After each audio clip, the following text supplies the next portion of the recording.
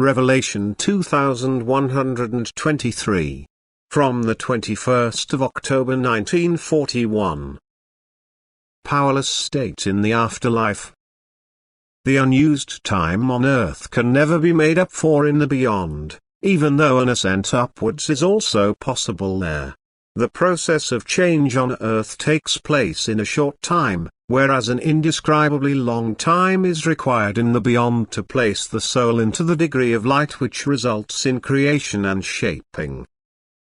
On earth the will towards God and heartfelt prayer is enough. That strength is imparted to the soul, for the strength is available to it unmeasured, whereas in the beyond the being is powerless in the stage of imperfection, so that it can no longer do anything of its own will. For what helps it to become free from oppressive envelopment requires strength.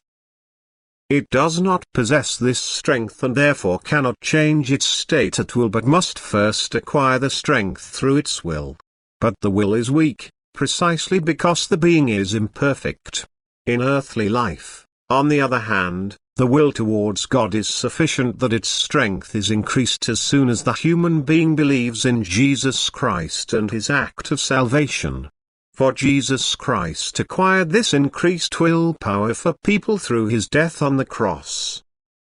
Everything the human being does is an expression of strength, thus the human being can constantly use and benefit from strength because it constantly flows towards him. He can therefore perform the works of love, which free him from his bondage, at any time as long as he wants to, even if he is still imperfect, which the imperfect beyond cannot do.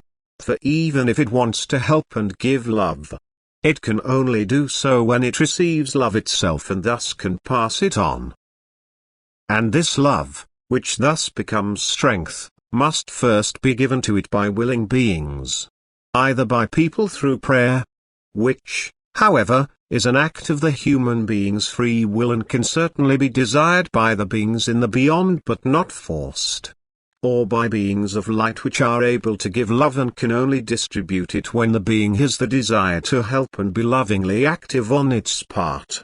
Thus the will to be of service must first be present before the transmission of strength can take place, and in its pitiful situation the being thinks of itself first rather than of the suffering souls. On earth the human being uses the strength for any activity, and thereby he always and constantly serves without consciously subjecting himself to service. Thus his soul can also shape itself unconsciously if it inwardly drives him to do good and he does not resist this impulse. And thereby the strength in him is increased, and his earthly life can be inconceivably successful because every good action earns him strength again and lets him consciously strive towards God. Thus in earthly life the human being can do whatever he wants because he is not hindered by a lack of strength. Whereas in the beyond the will does not yet mean receiving strength at the same time, but only the will to help earns him strength. The strength which is now imparted to him benefits, as it were, the beings to whom he wants to give help, and through the will to help he now also acquires the love of the beings of light. And only now he is also considered by them. The ascent to ascent certainly starts with the moment of loving activity of an imperfect soul, but it requires an inconceivably long time before it reaches the same goal, which the human being can easily achieve on earth, since he can immediately put his will into action, since he does not lack the strength to do so. Will and strength are absolutely necessary for the transformation of a still dark being into a being of light. If the being is powerless, its state remains unchanged, that is the same as it was when it left earth. The upwardly turned will earn it increased strength as long as it remains on earth, whereas in the beyond the granting of strength is linked to a condition.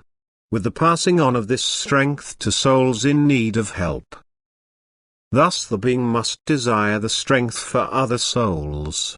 A desire to work in love must be the reason for requesting the strength, then this strength will also be supplied to it. The willingness to be lovingly active is therefore a prerequisite for the supply of strength. But in earthly life the human being can dispose of the strength even if he does not use it to be lovingly active.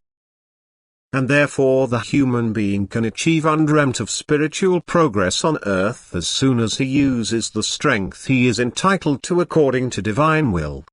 He can completely shape himself into a being of light and, upon his entry into the beyond, attain a degree of light which will result in inconceivable heavenly delights, and a being which leaves earthly life in spiritual darkness will need an infinitely long time to shape itself into a bearer of light, even though it will also receive help in the beyond from the beings of light which are constantly active in order to guide the darkness towards the light. Amen.